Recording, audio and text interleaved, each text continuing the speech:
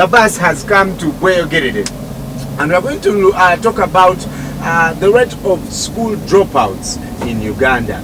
Government registered about 1 million pupils in 2006 when they started the program of universal primary education.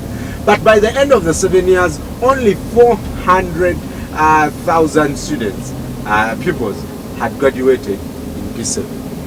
What is causing this? But also, even in high schools, abana bavamu masomero every day babuka graduating in P7 so bagenda mu S1 ati ba dropping amu awo makati aho muna abatandika S1 bamalako ku S4. So we're going to look at that and find out reasons why, but also whole education overhaul. Tugenda kugenda n'abazadde abasasulira abaana bano ssente bateeke kuninga abantu abakola mu byenjigiriza mu government. Kantandikirewo nga mbuuza gwe, what are some of the reasons you think nti abaana bavaamu nnyo, we are having all these high rates of school dropouts?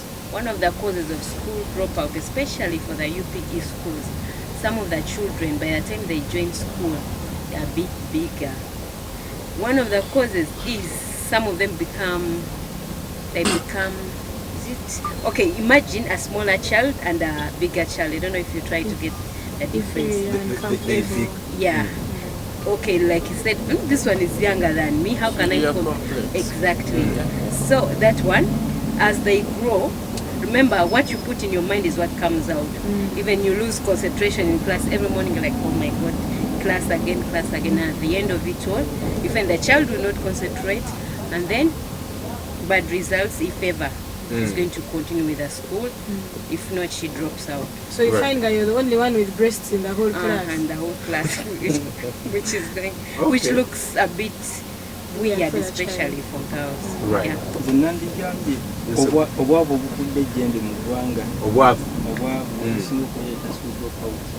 Kubanga abaana bangi bazadde baabwe tebalina sente zimala kubongerayo, agenda okumaliriza P7 sente zimutwala mu secondary taziina omuzadde n'abaana okuba nti babeera beegomba ebintu bingi ate nga tebasobola kubifuna, yeegomba banne bye balina nga tasobola kubifuna. Kati ng'abaala ogenda okukomekkereza nga ageze n'abasajja, olufuna omusajja agenda kufuna lubuto nga bikomyawo.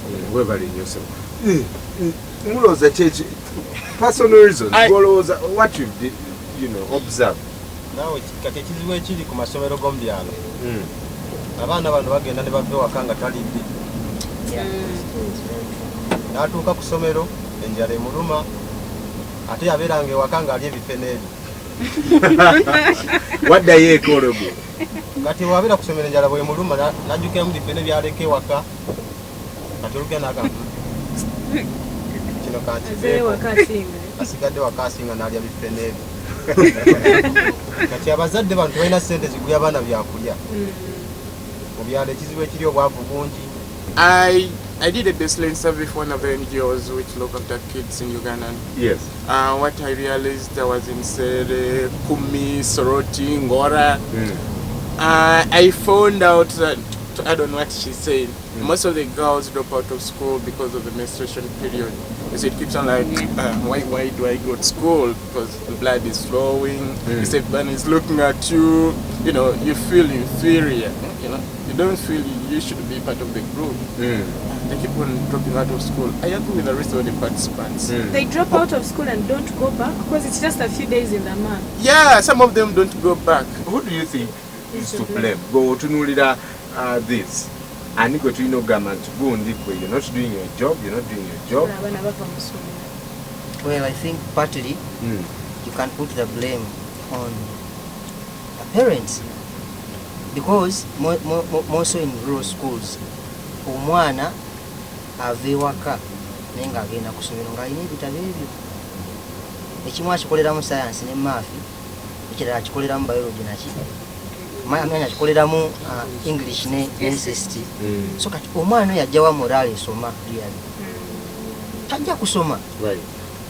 Muwaso azze onane mu stomach, they will not be motivated to what? To really attend classes.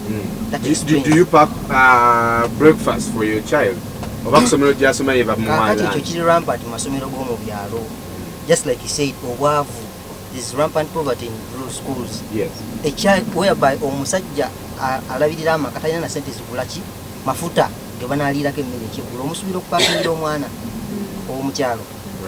They will go on an empty stomach with 2 books and with no either pens or pen. No shoes. So really that omwana yekyawa. Yes. Nagamba ye kati nsomamu ki kangende envube kangende wanteme ebikajjo. That explains it all. Then if you come to urban schools, I think that the parents are really to blame more. I don't have parents who are sharing a blame. Why?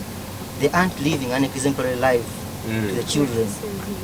Ojo oyinza otya okuteekako ebintu ku TV ebyobuseegu ng'omwana ali mu class ali P5 P6 naddala abawala eyo stage mbi nnyo. Omwana aba asuna amabeere akola ki kati omuteekeramu ebintu ebyo they will be anxious to know what is happening. Why is he doing that? Right. So bajja kigezesa in the due course afuna pregnancy in the due course n'agayirwa kimbirawo n'adduka ewaka. Yes. Just some analysis in the region, East African community gye tulimu. Kenya has a completion rate of 84%, and you've had the opportunity of doing these surveys. Kenya has completion rate of 84%. Tanzania is at 81%, and Rwanda is at 74%. We are the lowest in the region. But let's take a look at Dr. Daniel Nkada, who is a commissioner of primary education in the Ministry of Education and Sports. But to come out to know how can we, does it need a system overhaul, we just have to leave everything to God and say mukama bojjeyo betujogenda nabo to do that. When the school environment is bad, children are forced out of school. Say for example girls, when girls reach a certain age, you know, there is a time when they go for their periods and whatever. If they do not have access to facilities that can help them during this time, they feel they are not comfortable at school. They are forced to go out of school. You and me know that when children lose their parents, many times they drop out of the school because there is nobody to cater for them, to give them the requirements, much as you have got universal primary education, universal secondary education, but when they can't have something, a decent dress, when they can't have the exercise books, the pens, and so they usually drop out. You and me know that our parents, some of them, are not handling their children in the best way possible. Some of them force them out of school because of the way they treat them at home. And they take off, they run away from home and find sanctuary elsewhere. So we have to improve on parenting, providing for these children so that when they go to school, they don't feel out of place because they do not have the provisions necessary for them to comfortably stay in school. The ministry is doing all it can to see that we improve the environment of the school by constructing classrooms, by providing furniture. We provide textbooks to schools. We provide qualified teachers to schools so that when children go to school, there is someone to cater, to care, to provide for them. Reactions, yes. Whatever he's saying is right. Okay, there's one point I wanted to add concerning the school profile. You know, girls, like in a family, girls always offer labor. It reaches a point when the mother has to go and work in the gardens or somewhere. Then there is a little sibling who is beginning to probably see it. The mother will not carry the baby to the gardens. Like today, Wednesday, Monday, Thursday, elder sister, stay home, please look after the child. Don't go to school. I have to go and harvest. Those days the girl is out of school, others are learning. End of month is coming, she's the last. And the thing repeatedly happens. It goes on, it goes on. The girl, the teacher, back at school, the teacher doesn't know. It's like, what's happening, what's happening? And in most cases, they don't like follow it up. They leave it at that. So the girl keeps on like performing poorly. And some parents, especially the village parents, may not follow up the child's performance. Like end of term, yes. What have you got? You are 43 out of 45. Okay, fine. Are you promoted whether you are the 50th in class, or they got 99. Are you promoted? Yes. But at the end of it all, the girl looks to it and is like, it's going nowhere because of the high rates of absence them in class. But at the end of it all, she ends up dropping out. Nyaboloza government ekuzo mulimu kwayo.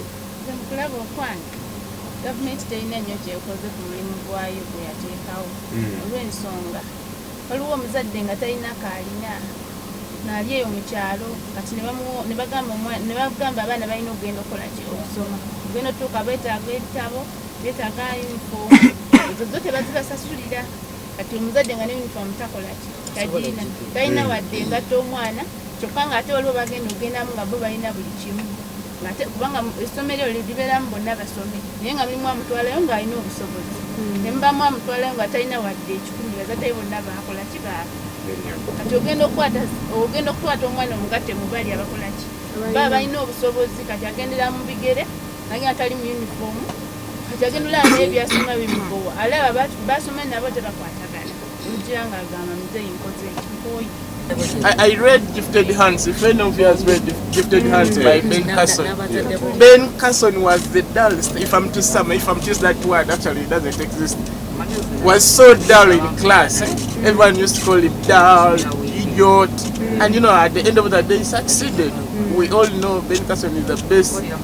But the conditions in the US are not the conditions in Uganda. But all those conditions can apply. Ideally, me, I don't think. Anyway, unless when someone is put into the wrong system.